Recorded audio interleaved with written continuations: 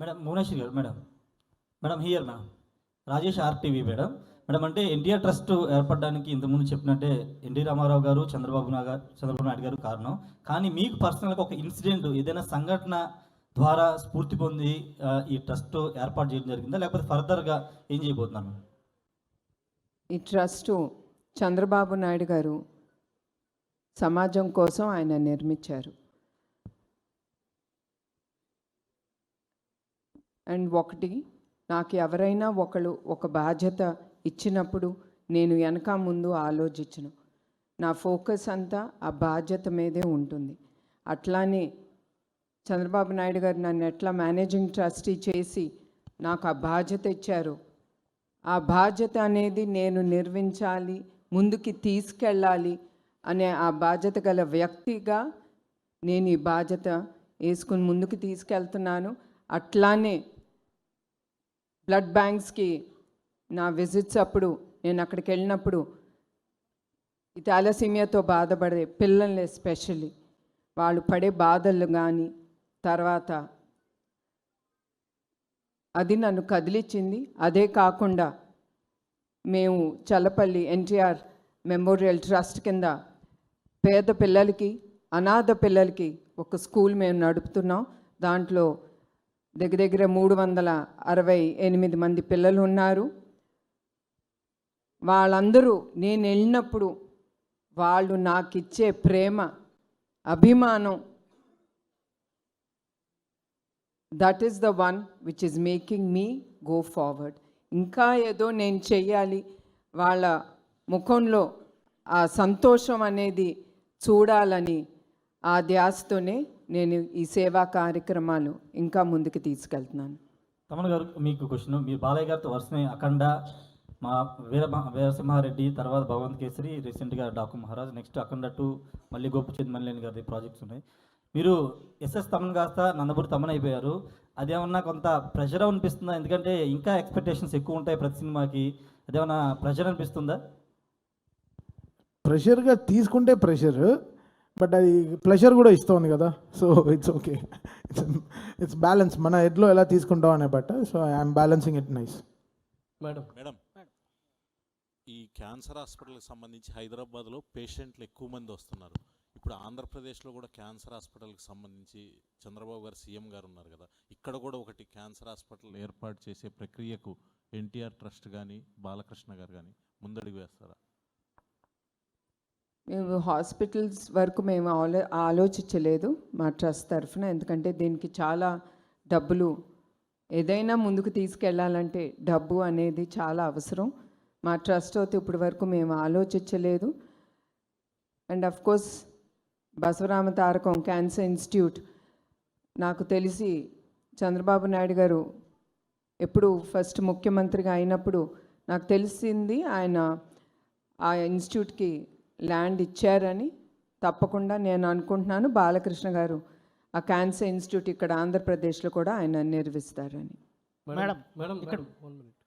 చాలా only thalassaemia కాకుండా చాలామంది పిల్లలు చాలా సమస్యతో బాధపడుతున్నారు మేడం. మీరు తలసీమియాని ఎందుకు సెలెక్ట్ చేసుకున్నారు? ఈ థాలసీమియా అనేది మీకు చెప్పినట్టు చాలామంది ఆలోచన రాదు ప్రజలకి దట్ మనకి థాలసీమియా ఉందని. అది ఫస్ట్ మనకి ఊపిరి పీల్చుకోలేదా లేదా బ్లడ్ డ్రాప్ అవుతుంది ఎంత హెల్ప్ తీసుకున్నా అనుకున్నప్పుడు మనం వేరే టెస్టులు చేయించుకుంటాం. కానీ ప్రతి ఒక్కళ్ళు నేను కోరుతున్నాను, తప్పకుండా మీరు అందరూ ఇవన్నీ ఎదుర్కొనేటప్పుడు ఊపిరి కూడా తీసుకోలేని పరిస్థితికి వచ్చినప్పుడు మీరు అందరూ తప్పకుండా థాలసీమియాకి సెపరేట్ టెస్టులు ఉంటాయి, అవి మీరు తీసుకోవాలి.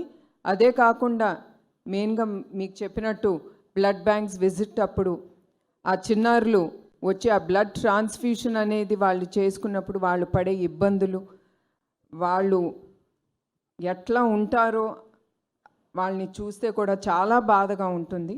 అందుకే మేము స్పెషల్గా ఈ థాలసీమియా డ్రైవ్ అనేది ఎస్పెషలీ ఫర్ చిల్డ్రన్ అనేది మేము పిల్లలకని ముందుకు తీసుకెళ్తున్నాం. సో ఇందులో మేడం మీరు సీఎం గారు సతీమణి, మీరు అనుకుంటే గవర్నమెంట్ నుంచే పూర్తి సపోర్ట్ చేయగలరు. అసలు ఇట్లా ఎందుకు ప్లాన్ చేశారనేది? At the end, I am Bhuvaneshwari. పదవులు వస్తాయి వెళ్తాయి, అది నాకు ఇంపార్టెంట్ కాదు. మెయిన్ ఇవన్నీ చేపట్టాలంటే I have to stand on my legs. నాకు ఇష్టం ఉండదు చంద్రబాబు నాయుడు గారిని ఏది అడగను, ఆయన అడిగినా కూడా ఇచ్చే వ్యక్తి కాదు. ఆయన ట్రస్ట్కి హెరిటేజ్ కంటే ఎమ్మటే ఆయన అనేది no, I will not give it. మీరు మీ కాళ్ళ మీద నిలబడి మీరు చేయండి. ఇప్పుడు కూడా ఆయన ఏం చేస్తున్నారని కూడా అడగట్లేదు, భయం అనుకుంటా. నేను ఏమన్నా ఆయన దగ్గర నుంచి డొనేషన్ అడుగుతానేమో. ఆయన ఒకటే అన్నాను, I'm planning to do this musical night అనేది నేను ఆలోచించాను, ముందుకు తీసుకెళ్తానంటే very good, you can do it, you will do it అనేది ఒకటే ఆయన అన్నారు. నేను కూడా ఎప్పుడు ఆయన్ని I don't stress him out in asking anything for the trust or for heritage. Madam musical నైట్కి వచ్చేవారు మేడం ఇక్కడ మేడం మేడం మేడం మ్యూజికల్ నైట్కి వచ్చేవారు ఎవరైనా సరే టికెట్ కొనాల్సిందే అన్నారు. అయితే సీఎం చంద్రబాబు గారికి టికెట్ మీరు కొంటారా ఆయన కొనుక్కుంటారా మేడం? అంటే ఆయన చాలా సభల్లో చెప్పారు, నాకు ఏది కావాలన్నా భువనేశ్వర్ గారే వాళ్ళ దగ్గరే మేము అమౌంట్ తీసుకుంటాను అన్నారు. దీన్ని బట్టి మీరు చెప్పండి మేడం.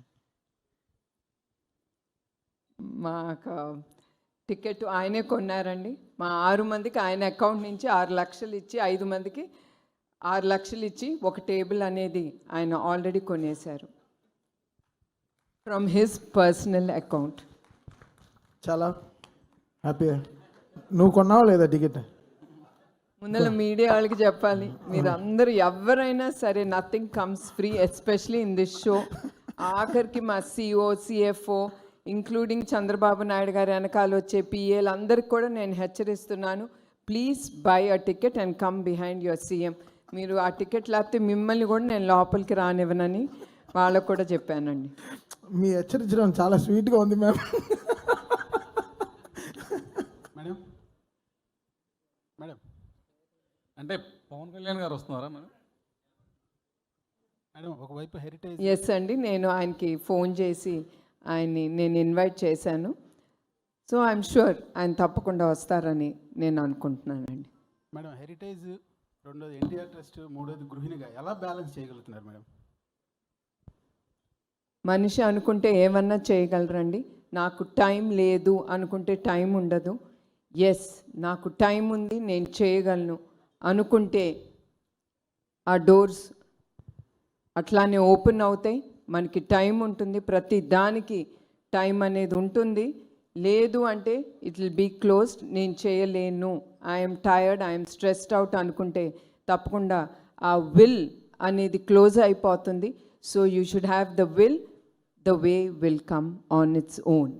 అది నేను నమ్ముతానండి. మేడం ఇటీవల చాలామంది పిల్లలతో మీరు ఇంటరాక్ట్ అయ్యారు, అటు కుప్పంలో కావచ్చు, రాష్ట్ర వ్యాప్తంగా అనేక ప్రాంతాల్లో, అటు తెలంగాణలో కానీ ఆంధ్రప్రదేశ్లో కానీ ఎక్కడన్నా ఈ తలసేమియా పిల్లలతో మీరు తారసపడ్డారా? దాంతో ఇన్స్పిరేషన్ ఏమన్నా తీసుకున్నారా? థాలసీమియా అనేది నేను ఎక్కువగా అనంతపూర్లో చూశానండి. ఇది తప్పకుండా అక్కడ కూడా అడిగారు, వాళ్ళకి తెలుసు మేము థాలసీమియా బ్లడ్ బ్యాంక్స్ అనేది మేము ముందుకు తీసుకెళ్తున్నాం, నడుపుతున్నామని. వాళ్ళు అక్కడ కూడా అడిగారు, కొంచెం థాలసీమియా పిల్లలు ఎక్కువ మంది ఉన్నారు ఇక్కడ బాధితులు, మీరేమన్నా వాళ్ళకి చేయండి అంటే తప్పకుండా వాళ్ళందరినీ అక్కడ హైదరాబాద్లో ఉన్న మా థాలసీమియా సెంటర్స్కి రమ్మని వాళ్ళని ఆహ్వానించాం. తప్పకుండా మేము అక్కడ కూడా పెట్టాలి ఈ థాలసీమియా సెంటర్ అనేది, తప్పకుండా ఆలోచన అనేది అయితే ఉందండి. తప్పకుండా ఎక్కడ అవసరమో, ఎక్కడ ఎక్కువ మంది పేషెంట్స్ ఉన్నారో, ఈ థాలసీమియాతో బాధపడుతున్న వ్యక్తులు ఉన్నారో అక్కడ తప్పకుండా ఈ సెంటర్స్ అనేది మేము ఓపెన్ చేస్తాం. మేడం అంటే సీనియర్ ఎన్టీ రామారావు గారు పుట్టిన నిమ్మకూరు గ్రామానికి సంబంధించిన విషయంలో ఏమైనా చేయబోతున్నారంటే కొంత అక్కడ ప్రజలకు సంబంధించి కానీ లేకపోతే అక్కడ ఏమైనా డెవలప్మెంట్ చేయబోతున్నారు భవిష్యత్తులో నిమ్మకూరు గ్రామం? ఆల్రెడీ లోకేష్ ఆ నిమ్మకూరు గ్రామాన్ని ఆయన దత్తత తీసుకున్నాడు. చాలా చాలా కార్యక్రమాలు అక్కడ చేశారు. తప్పకుండా ఇంకా ముందు కూడా నిమ్మకూరుని మేము ఎప్పుడూ మర్చిపోము. మా చిన్నప్పుడు మా సెలవులన్నీ అక్కడే గడిపాము. తప్పకుండా నిమ్మకూరుకి మేమేం చేయగలమో తప్పకుండా అది మేము తప్పకుండా కుటుంబంగా మేము తప్పకుండా చేస్తామండి. సో మేడం ఈ 2 రాష్ట్రాల్లో అసలు ఎంతమంది తలసీమియా బాధితులు ఉన్నారని మన ముందస్తు డేటా తీసుకున్నారా? ఇప్పుడు మీరు ఈవెంట్ చేయడం ద్వారా వచ్చే మనీతో వాళ్ళందరికీ అది సరిపోతుందా లేదని ఏమైనా ఒక డేటా ఏమైనా ఉందా మేడం? తప్పకుండా డేటా అనేది ఉందండి.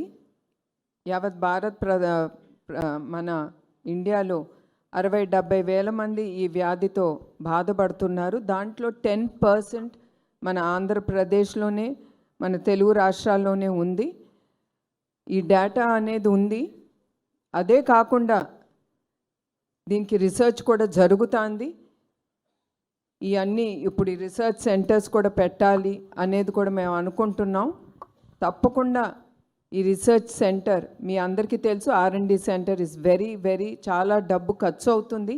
అయినా కూడా వచ్చిన డబ్బుతో ఈ సెంటర్స్ ఎంతవరకు మేము R&D సెంటర్ అనేది ఏ స్థాయికి తీసుకెళ్తామో అది వేరే విషయం. తప్పకుండా we will start an R&D centre for the థాలసీమియాతో బాధపడుతున్న వ్యక్తులకి.